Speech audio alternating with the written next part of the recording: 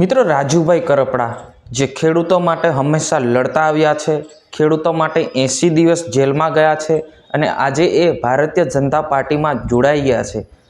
આવો મિત્રો આપણે જાણીએ શું ખરેખર ભારતીય જનતા પાર્ટીમાં રાજુભાઈ કરપડા જોડાઈ ગયા છે કે પછી લોકોની અફવા છે। આવો મિત્રો આપણે બધી ટોટલી માહિતી આપણે જાણવાના છે। હું શૈલેષ ભીલ, તમે જોઈ રહ્યા છો ઈકે ચેનલ। મિત્રો ફટાફટ આપણી ચેનલને સબસ્ક્રાઇબ કરી નાખજો, કેમ કે આપણે ગુજરાતની જે પણ માહિતી હોય એ તાત્કાલિક તમારા સુધી પહોંચાડવાનું કામ મેં કરી રહ્યો છું।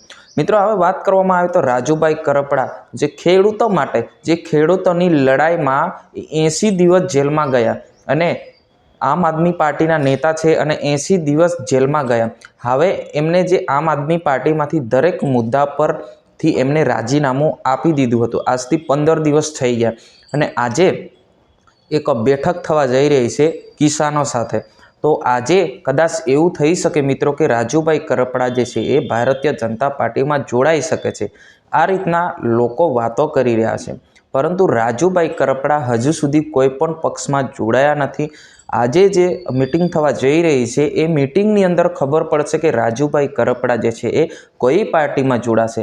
પરંતુ જે રીતના તમને બતાવવામાં આવી રહ્યું છે કે આમ આદમી પાર્ટીમાંથી જેમને એમને રાજીનામું આપ્યું છે, રાજીનામું કેમ આપ્યું છે એ પણ આપણે વાત કરીશું। પરંતુ અત્યારે જે રીતના રાજુભાઈ કરપડા ગુજરાતની અંદર એમની એટલી લોકચાહના છે કે પ્રવીણ રામ અને રાજુભાઈ કરપડા બંને જે કડદા આંદોલનની અંદર એક બબાલ થઈ હતી, બબાલની અંદર એમના પર કેસ થયા હતા। કેસના કારણે એમને આ બંને નેતા અને એમની સાથે લગભગ 60 જેટલા ખેડૂતો જે છે એ જેલમાં ગયા હતા। એ બધા થઈને 80 દિવસ એ જેલમાં રહ્યા અને લગભગ 20 દિવસ થયા એ જેલમાંથી બહાર આવ્યા છે અને 5 દિવસ પછી રાજીનામું, એટલે કે આમ આદમી પાર્ટીમાંથી એમને રાજીનામું આપી દીધું। પછી અલગ અલગ પ્રકારના નિવેદનો પણ આવ્યા છે।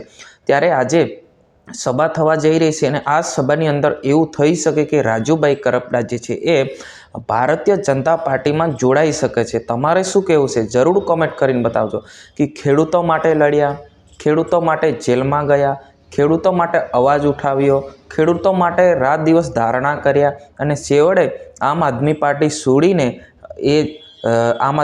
છોડીને શું ખરેખર એ ભારતીય જનતા પાર્ટીમાં જોડાઈ શકે છે? જોડાઈ શકે છે તો કેમ, એ પણ મોટો પ્રશ્ન છે મિત્રો।